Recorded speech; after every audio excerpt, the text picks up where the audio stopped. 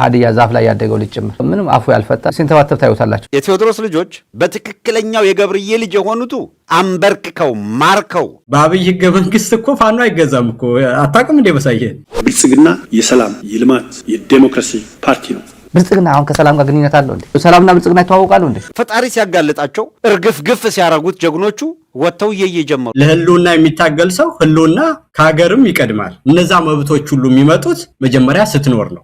ሰሞኑ የነበረው ጥቃት እንዳለ አከርካሪው የሰበሩት ብልጽግና ጭምር ሀዘን ላይ መቀመጥ ነበረበት። ትላንትና ቅስማቸው ነው የተሰበረው። በአማራ መካከልማ እንዲህ ያለ ጨዋታ እንድትጫወቱ አንፈቅድም የተባሉት ባለው ትረንድ ከተያዘ ከ6 ወር በኋላ የአብይ መንግስት እንደሌለ እንደሚቆጠር እኔ አልጠራጠርም። አማራ ክልል ያለው የክልሉ ልዩ ኃይል የክልሉ ሚሊሻ በጣም ዲሞራላይዝድ ሆናል። ሰሞኑ የነበረ የደቡብ ጎንደር ጥቃት እነሱ ራሳቸው ምን ሆኖ ነው እያሉ ነው። የብልጽግና እነዚህ አፈቀላጤዎች ፋርሴ ብለዋች ተሸንፈን ነው ወይስ ክደው ነው? አማራ እየከዳን ነው ወይስ ተሸንፈን ነው እያሉ አማራ ከድቷል እያሉት ነው። ለዛ ምንም አፉ ያልፈታ ሲንተባተብ ታዩታላችሁ። በዩቲዩብ ተንታኝ ነኝ የሚል ሀዲያ ዛፍ ላይ ያደገው ልጅ ጭምር ያየሁት ነበር ትላንት። የሆነ ልጅ ወይኔ አልኩኝ በቃ ተመስገን ጥሩነህ ይሳደባል፣ አደጋ ከበደ ይሳደባል። ምንም ችግር የለባቸውም። ብቻ ማትነካው የሆነ እንትን አለ። ብርሃኑን መንካት አትችልም፣ አዳነችን መምታት አትችልም። በፍጹም የወረዳ አስተዳዳሪ የቀበሌ አስተዳዳሪ የኦህዴድ አባል መንካት አይችሉም። እነዚህ የሚነኩት አውቃለሁ። በቀበሌ ደረጃ ኮምፕሊት የለም። አገዛዙ የሚታሰብ አይደለም። በሁሉም አቅጣጫ ነው። በቀበሌ ደረጃ የፈረሰ ነው። ወረዳ አንዳንድ የወረዳ ከተሞች ላይ አለ። መከላከያ የሚባለው ሰራዊት ከባድ መሳሪያ ታጥቆ ወረዳዋን ሲቆጣጠርላቸው ብቻ ካድሬዎቹ ቆይታ ያደርጋሉ። ይሄ ከባድ መሳሪያ የታጠቀ ኃይል ለሌላ ሚሽን ትፈለጋለ ተብሎ ወደ ሌላ ቦታ ሲሄድ የአድማ ብተናው ሚሊሻው ምናምን 30 ደቂቃ መዋጋት የሚችል አይደለም፣ ይበተናል። በቂ ኃይል የለም። አሁን ግልጽ በሆነ መንገድ በአማራ ፋኖ ብሔራዊ ንቅናቄ ኃይልና ክልሉ ቀንዳውጣ የሚመሩት የሚሊሻና አድማ ብተና በትጥቅ ዝግጅትም በኮዝም የተለያዩ ናቸው። በማህበረሰቡ ባላቸው ድጋፍም የተለያየ ነው። በአብይ ህገ መንግስት እኮ ፋኖ አይገዛም እኮ አታውቅም እንዴ? በሳየ አብይና ፋኖ ግንኙነታቸው በመጠፋፋት ላይ እየተመሰረተ ይሄንን ነገር ስለማላቀው ከብልጽግና ጋር ግንኙነቴ በጠመንጃ ስለሆነ ብልጽግና ምርጫ ቦርድን ይዞ በወታደር ተከቦ ምርጫ አረጋለሁ ብሎ ሲመጣ እኔ እርምጃ ስለምወስድ እዛ አካባቢ ያላችሁ ሰዎች እርምጃ ስለምወስድ ራሳችሁን አርቁ ነው ያለው። ሌላ የአገኘሁ ተሻገር ሊመረጥ ጎንደር ሄደ። ሰውየው የገጠር ሰው ነው። ደልጊ አካባቢ ነው አልፋጣቁሳ ወረዳ። ከዛ ነው መመረጥ የነበረበት። የትውልድ ስፍራው አልፋጣቁሳ ነው። ግን እዛ አካባቢ ያው የፋኖ ቦታ ነው። መወዳደር የፈለገው ጎንደር ከተማ ነው። ትላንት ጎንደር ከተማ ሄዶ የምረጡኝ ቅስቀሳ አደረገ። የኛ እንደዚህ ነን እያለ የስንዴ እንትኗን እንደዚህ እያለ በሌላ በኩል እነ ተመስገን ጥሩነህ ባህር ዳር ተመስገን ጥሩነህ ባህር ዳር አይደለም፣ የባህር ዳር ሰው አይደለም፣ የገጠር ነው። ግን ገጠሩ ፋኖ እጅ ላይ ነው ያለው። አረጋ ከበደም የገጠር ልጅ ነው። ፋኖ እጅ ላይ ስለሆነ ሄዶ መወዳደር አይችልም። ስለዚህ ወደ መሀል ከተማ ተወዳደሩ ተባሉ። የግድ አይቀር የሚባሉ ሰዎች ስለሆነ ማለት ነው። የአገዛዙ ባለስልጣናት እስካሁን ድረስ በተወሰነ ደረጃም ቢሆን ከህዝብ ለመነጠል የሚመስል ፕሮፓጋንዳ ለመስራት ነው የሚሞክሩት። አሁን ያ አላዋጣቸው ስላሉ ወደ ተማጽኖ ተሸጋግረዋል። ህዝቡ ከማጋ እንደሆነ በአደባባይ ወደ ማመን ደረጃ ተሸጋግረዋል። አሁን ህዝቡ ከማጋ ነው ያለው የሚለውን ምስክርነት እየሰጡ ያሉት ራሱ የአገዛዙ ባለስልጣናት ነው። ከዚህ ቀደም ያስደመጠናችሁ ነበረ። ማህበረሰቡን በመማጸን እባካችሁ በሬ ገዛለሁ በሉ፣ 100 ሺህ እሰጣለሁ በሉ፣ እንደዚህ በሉና ተማጽናችሁ መልሷቸው፣ አስገቧቸው ወዘተረፈ የሚል ነበር። አሁን በሁለት በሶስት መንገድ በአንድ በኩል ቅጥረኛ ካድሬዎቹ እነዚህ የባዴን ቅጥረኞች አሉ።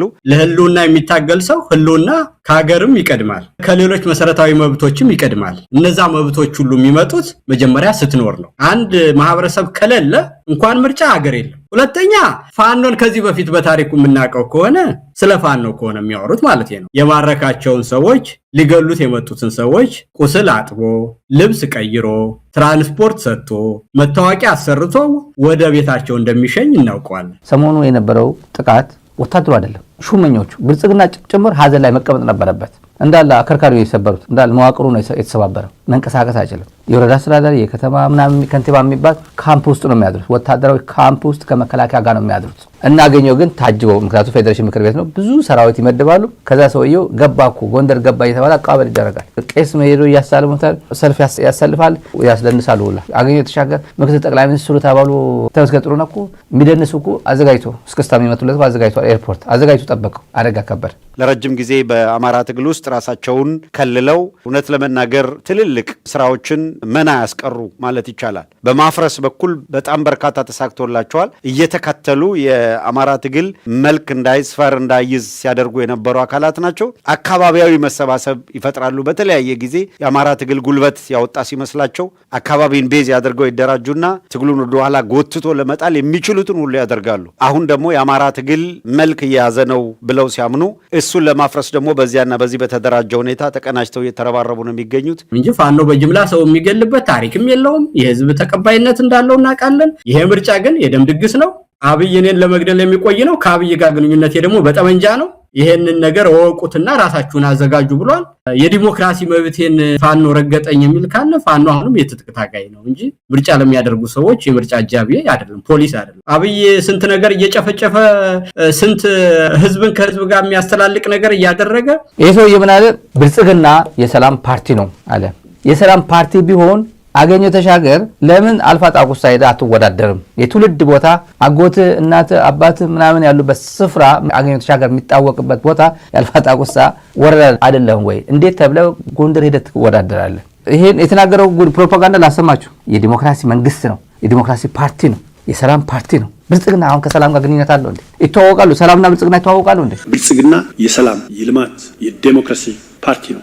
የልማት የሰላም የዲሞክራሲ ፓርቲ ነው።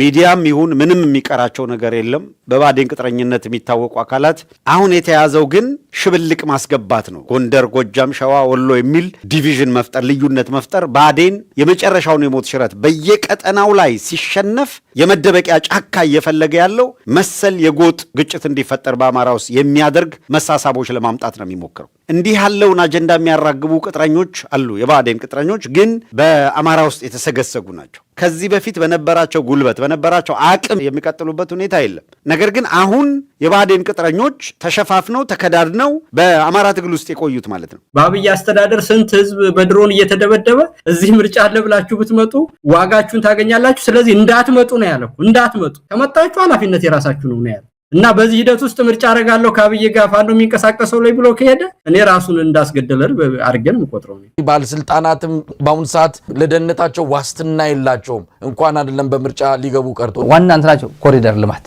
የጎንደር ኮሪደር እኮ ጠቅላይ ሚኒስትሩ በጀት በጅተው አሰርተውታል ይላል። አሁን እኮ የጎንደር ከተማ ልማት የጎንደር ከንቲባ ስራ ነው። ኮሪደር እና የሆቴል ግንባታ የመንግስት ስራ አይደለም።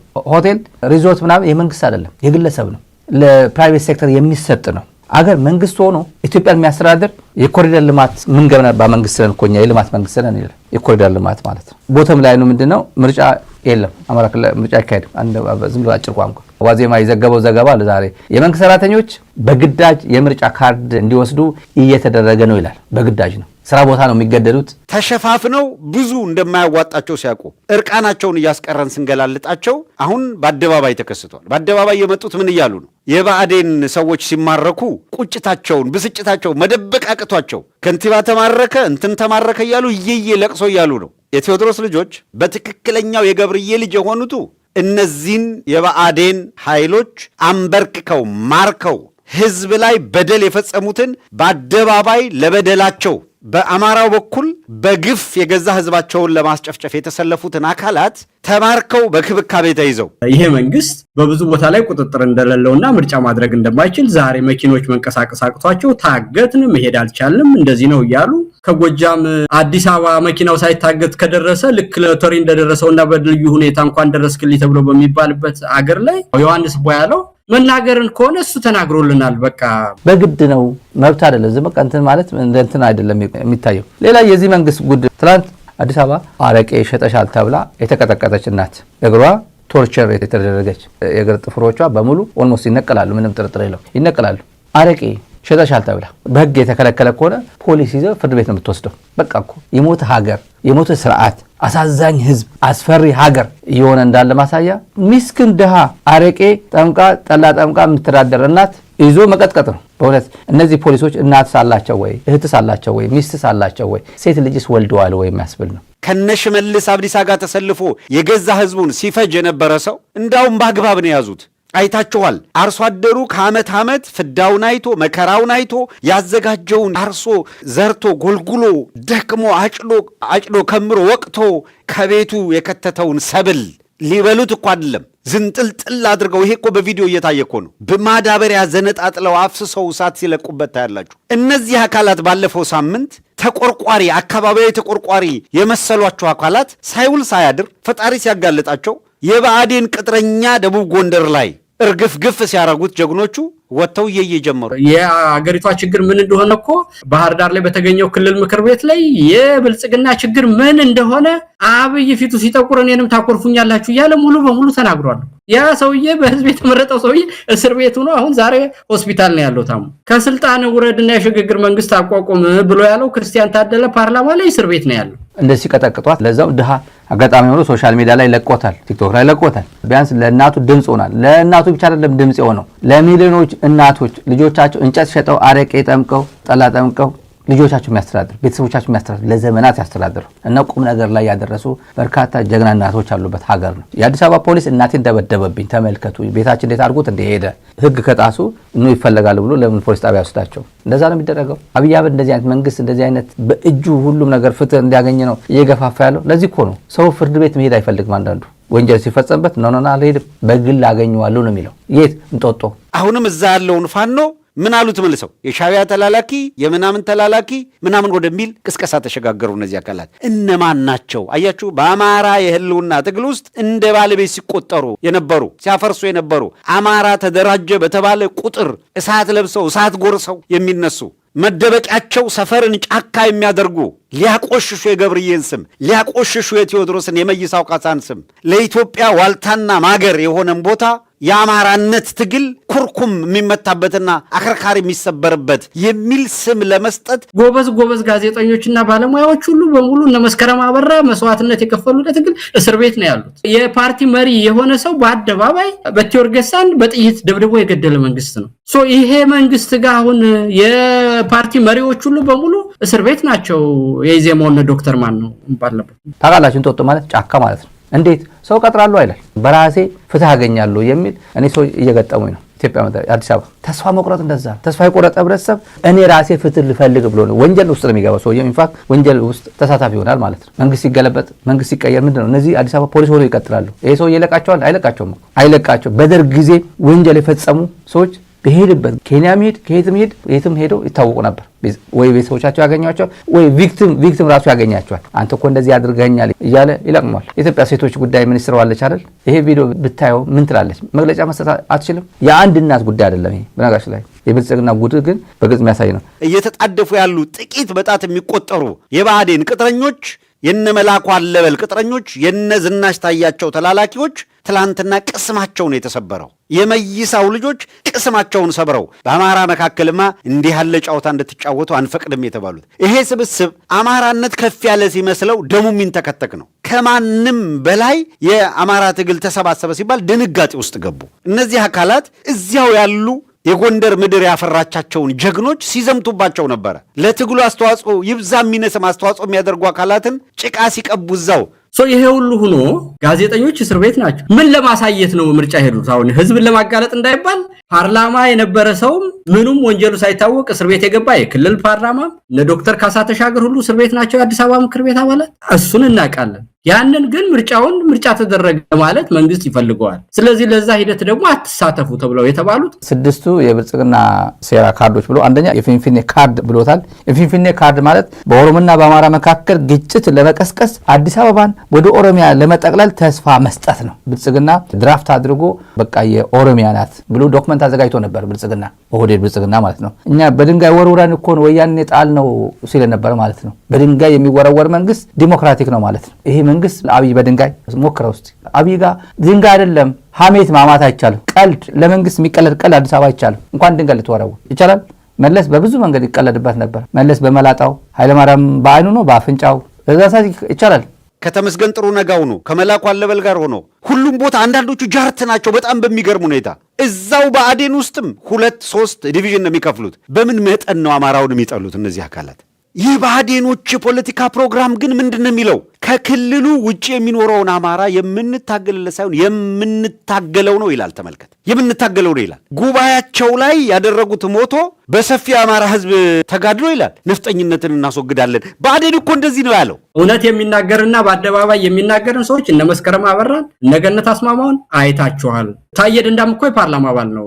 ታየ ደንዳም ነው እና የሱ እውነት በመናገሩና በፌስቡክ በመጻፉ እስር ቤት ነው ያለው። ስለዚህ ይሄን መንግስት ምኑን ነው የሚያሳዩን እነሱ ነው። ከዛ ይልቅ በታጣቂዎቹ አገሩ ተተራምሷል፣ መንቀሳቀስ አይቻልም። አሁን አብይ ላይ መቀለድ አይቻልም፣ ብልጽግና ላይ መቀለድ አይቻልም።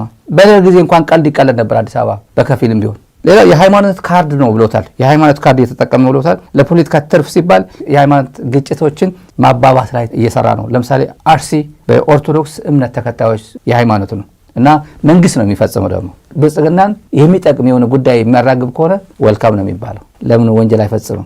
አሁን ወንጀል በኢትዮጵያ ምድር ላይ ኖርማል ነው። as long as you serve the government ማንም አይጠይቅም። ማንም ብልጽግና ቢሮም ህዝቡን አዛካ የሚያጃጅሉት በዚህ ደረጃ ነው። ወነው ዳት ማንም የሚያውቀው ነው። የኦሮሞ ቢስማ ኦሮሞ ያወጣው ሪፖርትም እሱን ነው። ቀጥተኛ ብአዴንን የሚገልጽ ካራክተር አገኘው ተሻገርን ውሰድ። አብይ ጋር ሲመጣ 6 አመራር ፕሬዝደንት እያለ ክልል ውስጥ ሲጫወትበት ጢባጢቤ ሲጫወት ሲሾም ሲያወርዳቸው ቆይቷል። ሁሉንም አይረቡም ብሎ አብይ መጥቶ ስራ አሳየን ይላል። ተመልከት፣ ከታላቁ የአማራ ህዝብ ወጥቶ ከ8ኛ ክፍል እንዴት አድርጎ ዶክተር እንደሆነ ምንም አይነት ዱካ ልታገኝበት ማትችለውን አብይ አህመድ የሁሉም ነገር ሊቅ አርገው ሲያበቁ ይብዛም ይነስም ፊደል ቆጥረው የመጀመሪያ ዲግሪ ቢያንስ ይዟል እኮ ያረቄ። እንደ ብአዴን በገዛ ህዝቡ ላይ የዘመተ የለም። አሁን የዛ የብአዴን ቅጥረኞች ናቸው በገዛ ህዝባቸው ላይ ይቢዘምቱት። የቡድን ወንጀለኝነት በስቷል፣ ይሄን እንድታሟላ እንጠይቃለን ብለው አዲስ አበባ ላይ ሰላማዊ ሰልፍ ቢያደርጉ እኔ እናንተም ዛሬ ቅስቀሳ እናደርጋለን። ሰላማዊ ትግል ነው፣ ያ አንድ ፓርቲ የሚያደርገው ነው። ኢትዮጵያ ያለውን የምሳደርገው የነበረ ነገር ነው። በአሁኑ ሰዓት በአዲስ አበባም ሆነ በተለያዩ አካባቢዎች የምርጫ ካርድ የሚወስድ ተመዝጋቢ ስለሌለ ከደሞዝና ከሴፍቲኔት ጋር አገናኝተውታል። አብይ አህመድ የሆነ ዛሬ እያየሁት ነበር ፌስቡክ ላይ የሆነ ህንፃ ላይ ተቀምጦ የአዲስ አበባ ቪው የከተሞች ንጽህና የከተሞች ምናምን ይላል። ብልጽግና ሰዎች ምን ይላሉ? አብቹ አባ መላክ ነው አሁን ይሄ ሁላ ዘርግቶ በ4 ዓመት በ5 ዓመት ቁጭ ያደረገልን ለዛ እኮ ነው። ይሄው አዲስ አበባ እኮ ኒውዮርክ መሰለች ይላል። ኒውዮርክ አቃት አዲስ አበባ እኮ እንደዚህ ሆነች ይችላል። እና በቃ አሁን ነው ያደገችው። እስቲ ወጣ በል አንተ ቱልቱላ ፋርሴ ቡላ ወጣ በል እስቲ ወጣ በል ሞገር አካባቢ ትደርሳለህ ወይ? አትደርስም። ሁሌ እንደምታደርገው ሶደሬ ውጣ እስቲ። ሶደሬ የት ነው ያለው? ሶደሬ የሚባል አለ እንዴ? የለም፣ ፈርሷል። ማንም ሰው አይኖርበትም፣ በረሃ ነው። ህዝብን መክዳትና ከዓላማ ሸሽቶ መሄድን እንደ ብለሲንግና እንደ ጥሩ ነገር መለኪያ ለማድረግ ሞከሩ። በስንት ርብርብ እሱ ከሸፈ።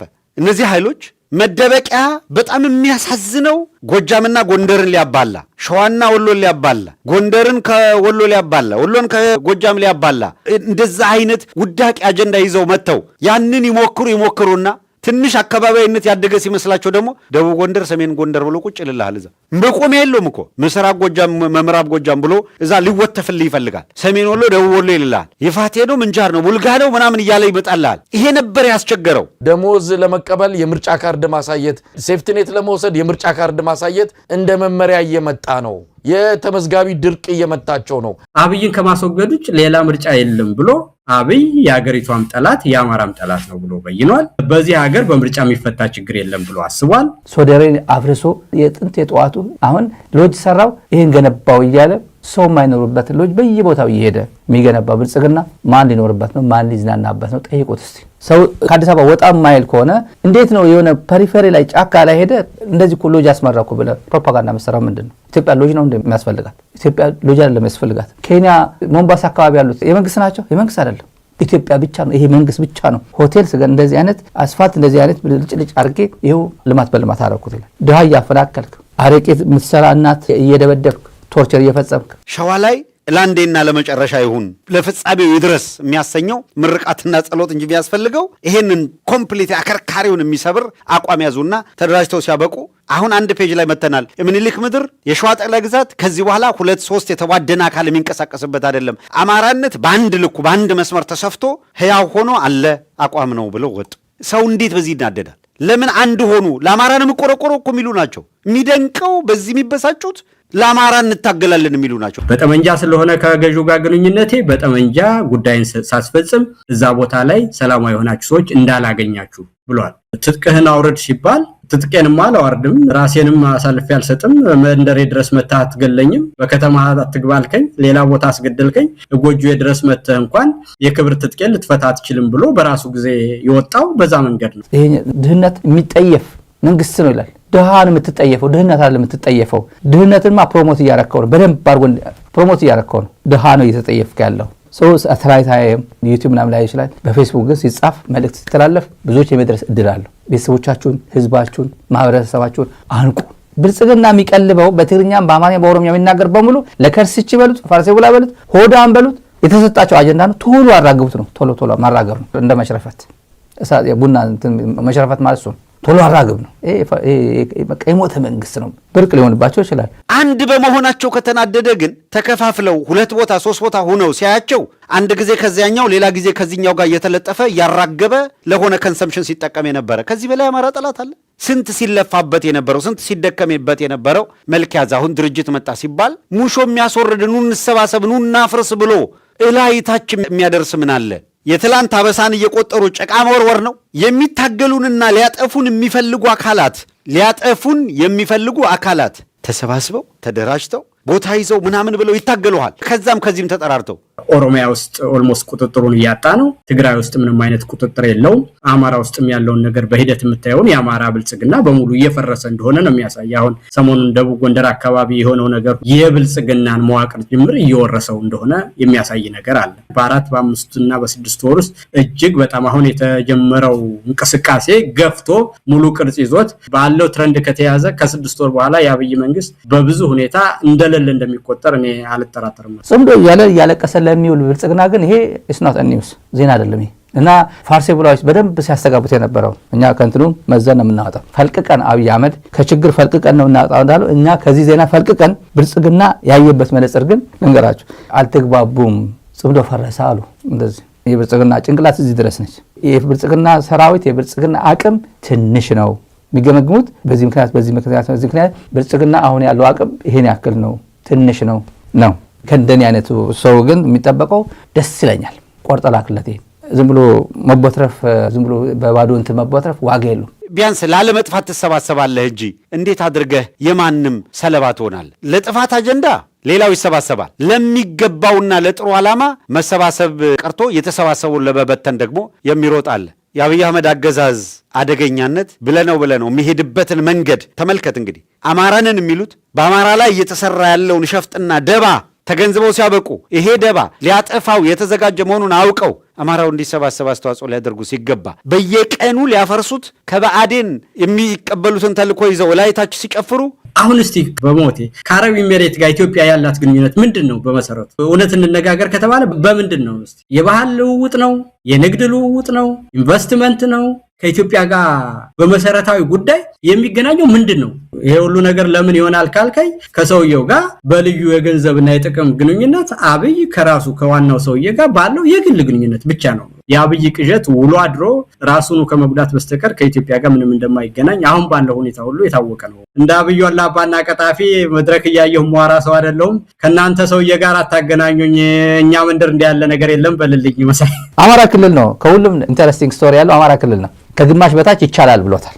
አይቻልም፣ በፍጹም አይቻልም የተባሉት 3979 ናቸው። ሬድ ነው እንደምታዩት ስክሪን ላይ ሬድ ነው፣ አይቻልም ተብሎ። ይሄ ሪፖርት የኢትዮጵያ ምርጫ ቦርድ የሴኩሪቲ አናሊሲስ ነው። ብልጽግና ሪፖርት ፊድ አድርጎ ይሄን ይፋ አድርግ ነው። ሬድ ምናምን ተውትና ሌላውንም አይቻልም። አማራ ክልል ላይ አይቻልም፣ አይደረግም፣ አይቻልም። ባህር ዳር ዋና ከተማ ላይ፣ ጎንደር ዋና ከተማ ላይ፣ ደሴ ዋና ከተማ ላይ አደርጋለሁ ብትልም አይደረግም። መጥፎ ነገር ውስጥ እንዳትገቡ፣ ሪስክ እንዳትወስዱ። አማራ ክልል ብቻ ሳይሆን በኢትዮጵያ ምርጫ የሚሳተፍ በሙሉ የኢትዮጵያ ጠላት ነው፣ የአማራ ጠላት ነው። የአማራ ጠላት ከሆነ ደግሞ እንታገለዋለን፣ እርምጃ እንወስዳለን ግን ብሏቸዋል። በፋኖ ስም ያደራጇቸው አርሲ ላይ የጀዋር ምስክርነት ነው። ፋኖ ብሎ አደራጅተዋል። አማራም አይደለም የሚመራው አለ። ከዛ ምን ይፈጽማል አሉ?